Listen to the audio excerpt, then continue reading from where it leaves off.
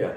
It's crazy how loud that voice is. Mm-hmm. You know, I mean, I can speak just for myself. I mean, you mean when you're running?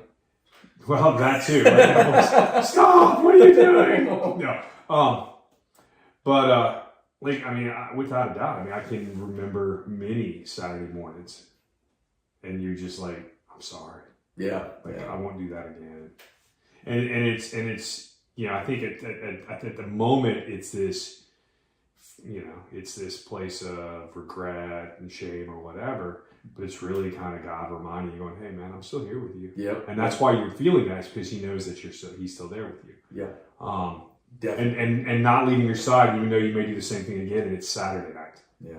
You know, because you only did it on Friday night. You still got a whole nother night before you're supposed to get up, and maybe go to church in the morning. Yeah. High school, I was all right, man. High school, I was, because I had a good group, I had a community around me, I had a good group of friends. I had a girlfriend whose parents were awesome, and she was awesome, and she was walking with the Lord and all this, and so it was really, I was safe. And then all of those came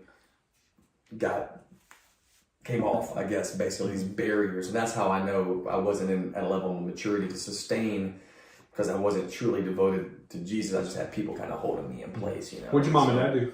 My mom she worked and she retired a few years ago, but she was working in the elderly, not care system, what is it, the housing system? So assisted living. That's what I was trying to say. She was doing assisted living, and so she, that's what she did for a very, very long time.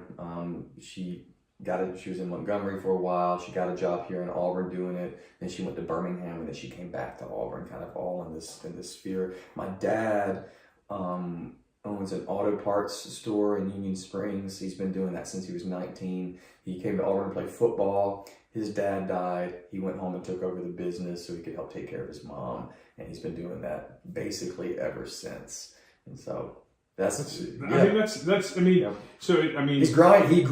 I bet he does, but I mean, even some of my memories from when I was a young kid was going to the auto parts store late at night with my dad to get a part. Is that right? And there's this part inside of me that when I have those memories, it's like I got invited to be part of the man's club. Yeah. Because it was like you walked in and there were these old guys with greasy hands. I could still smell the smell. Yeah. They were smoking in there, you know. Yeah. But it was just like these strong men that worked on cars and fixed things. Swollen knuckles. Yeah. And they weren't rude. They weren't whatever. I mean, but it was just this cool thing to do as a young boy walking into. So I have those kind of memories. And then your mom. I mean, you're saying your mom. I mean, that takes a special person to work in that industry. Yeah. I mean, that's a hard thing. Yeah, she definitely utilized her gifts and her talents. She was for the longest side, she was on the marketing side of things, and she was really, really good at it. And I'm proud of her for how she went from kind of nothing to making something for herself. And so that was really neat to see. And it was weird seeing her take a step back from that, because, you know, I feel like sometimes when you quit, you get old, you know, and not just quit work, but quit doing stuff in general and using your gifts and your talents. And so she was really, really good at that, and then retired. And now I'm like, and I don't know if she'll ever see this, but like, now I'm like, gosh, not that her success at work is like tied to her identity. Maybe it is, I don't know. But like, I just want to see her now that I'm getting older and she's getting older. I'm like, I want to see her active again. I want to see her in community. And sometimes work is the only place where people find community. Or where people derive their value, because they're going in there and they're either making a difference or they're, you know, moving and shaking and making, I don't know. So she was, I'm really proud of how she did. And she definitely, used her skill set in a good way. But she was surrounded by all these people in the assisted living world who, you know, didn't live with their kids, and who maybe had been placed there because of financial issues, because some of it was government assisted and some of it was paid for by, you know, the kids. And so they also had this sense of loneliness. And my mom would come in there like a bright, happy ball of joy, and just really, you know, even if she was at the marketing, she would still be with the people and be amongst the people. And I think it was a really big, bright spot among them. I don't really talk about my mom that much. I don't really talk about my parents that much, but so it's interesting to kind of have this conversation about my mom's profession. So no, I think that, but it tells your story. I mean, because it's, you know, our parents, whether they're, I wrote this the other day. Whip it out. God, I really Show wish me your notes. I really wish I don't have those notes in front of me, but it was something. That, Get that phone right there. I'm like you. I've probably got 1,000+ notes on my phone, Yep. And then you can see the journals over here are literally full and dated. You date on everything from here to here. Yeah. So I can go back and look at them, and some of them are just random journals. Some of them are my morning thoughts, but it was something to the nature of like. The reason that a parent has so much, I don't want to say influence in our lives, right? Mm-hmm.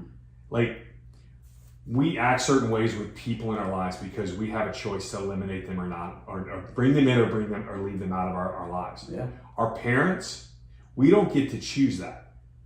Now we can choose whether we have a life with them, but they're always and always will be our mom and our dad. Yeah. And because of that, there is a tension, there is the potential for wounds that are much more real than, hey, I met this guy and we became friends. Because I can eliminate that guy from my sphere 100% and never talk to him again, and he has no influence over me anymore. Right. My parents will always have that because he's my mom and this is my dad.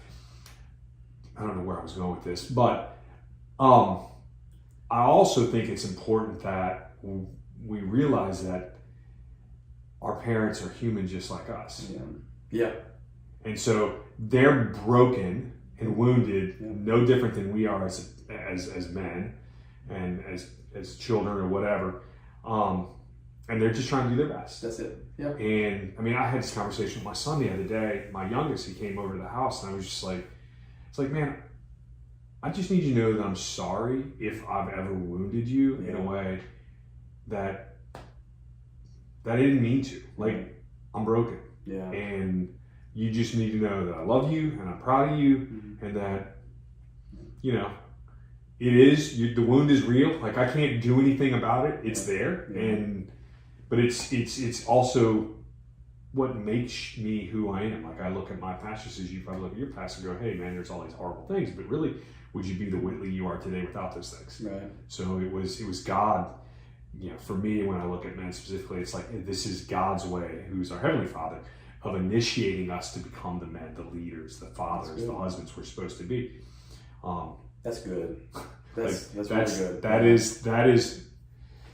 is what, I mean, that's a father's job on earth, and I don't know if we know how to do that, and that's a whole nother podcast. Well, I mean, you want to wear a mask, and if you put on this facade that you've got it all together. I mean, the kids think you got it all together. Oh, yeah. So it's only when you get older that you're like, man, everybody's a kid. Nobody knows what the heck they're doing for the most part. And so I think I don't know what my approach is going to be with my kids. I'm hoping, I mean, I do. I want to be vulnerable. I want to be open. I want to be strong. Mm-hmm. I want them to know I'm a safe place, but that I am a work in progress as well, so that when I do make a mistake, I can do what you did and say, hey, I'm really sorry about that. This is not who I am, and this is not what you deserve, kind of thing. You know what I mean? And so just, because wounds are going to happen. I got 2 girls at home, and I'm just like, I don't know how I'm wounding them now. Like a 4-year-old, like have I done something that is going to stick in that little brain of hers that she's going to remember for a long time, that I'm going to end up having to apologize for later.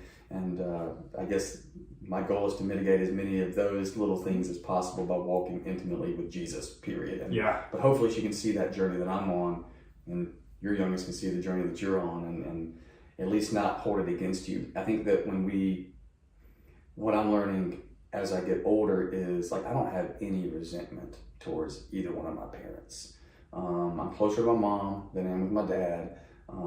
There's no bitterness. You know, I think when I was younger, I was like, man, yeah, I live with my mom. My dad was working a lot, but he was working for a purpose. He was working for a reason.